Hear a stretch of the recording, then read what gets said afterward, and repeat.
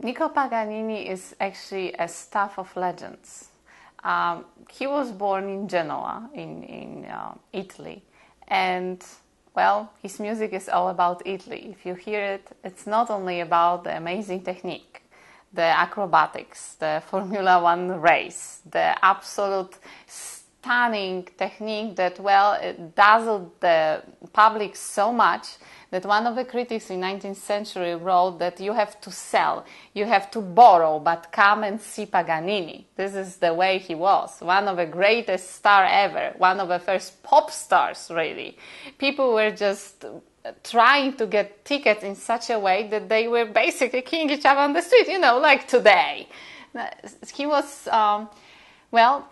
he pushed the boundaries of human technique on the violin to the point there was nothing to add, just to figure out how to do it. And believe me, it wasn't easy.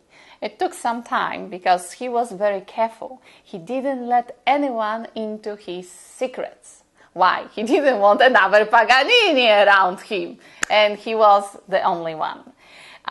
This concerto is very special. It's his first concerto that he composed, and you can hear the touches of something we all love about Italy, the light touch, the opera there. I mean, it's like a singing concerto. And besides that, of course, the acrobatics in between to keep us busy because, why should we just sing and be happy? In between, we are working very, very hard and just hoping it will be right there where it should. Paganini, my hands are not very, very impressive. They are rather short. Paganini's would be right somewhere here. Am I right? Somewhere in this vicinity. And he had a very specific disease of joints. So he could actually do this with his fingers, all around. And this way? Yeah, don't look into the lens. Okay, I'm sorry. So he could bend them at an angle, and it did help. He was also an excellent guitarist. So some of the guitar actually chords he transferred to violin, and the pizzicati where we actually pretend to be the guitar. He just loved all kinds of tricks, and no wonder everyone loved him. Just enough for What him. does it mean to you to be playing this? It's as a violinist, how much have you accomplished to be able to play this concerto with the London Symphony Orchestra? Of course, Paganini, when you say to any violinist of any age, it's what we associate with a very top shelf of human technique. And everyone is striving to play the Paganini. But I discovered in this piece, it's not about technique, really. Because for Paganini, technique was only the little venue of his expression, not the end, not the very end of what he wanted to express. It was just a tool, nothing more.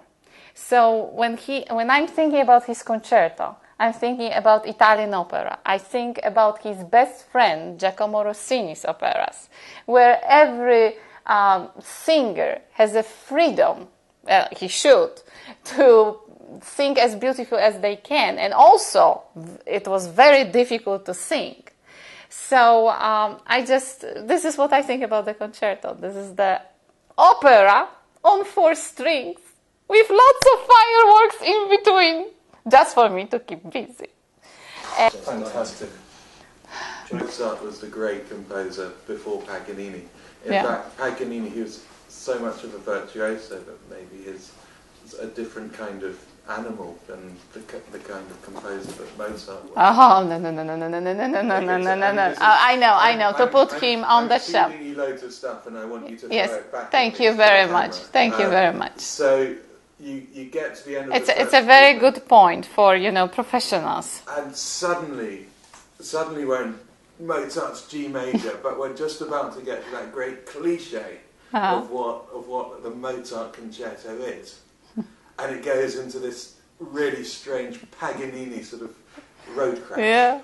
Yeah. And how do you? What's interesting to talk about is that And if we think about... Well, I think what's interesting, because many people, many experts in the field, they are demeaning virtuoso composers to the point, they are just the composers. And they forget that Bach or Mozart, these big guys, they are also virtuosos. And I think this is, when you hear Paganini, you hear not only Paganini, but everything that was, well, he has his trademark. You cannot mistake him for anything else. But you hear the years, the centuries of developing music. You hear Mozart. One of the things that I'm interested there then is that you're playing Paganini, which is the height of virtuosity, and all of a sudden you're hearing Mozart's G major, which I'm presuming is one of the concertos of your childhood. Of course, one of the first, in fact. And at the same time, when you're playing Hoffmann's concerto, all of a sudden you're hearing bits of Star Wars and bits of your favourite films. Yes, it's always the contemporary. This is how it works. And do you find that exciting? Is there something that you can tell the audience? Of course, this is the name of the project. This is Virtuosity through the ages. We see into the future. And as I was saying before, I was touring with my sister, a pianist, and we discovered that people who never are listening to classical music, they got excited, they got thrilled by virtuosity, by this little word, the acrobatics that I'm doing, by, they rediscovered classical music because something was strange happening. And I got reviews like that, I play violin like a rock star. Something different was happening, and it was attracting them because in our age, attention span is very short. And we jump even sometimes from one channel to another, every second. And this is what virtuoso music is about. Something else every minute, like a best Hollywood production.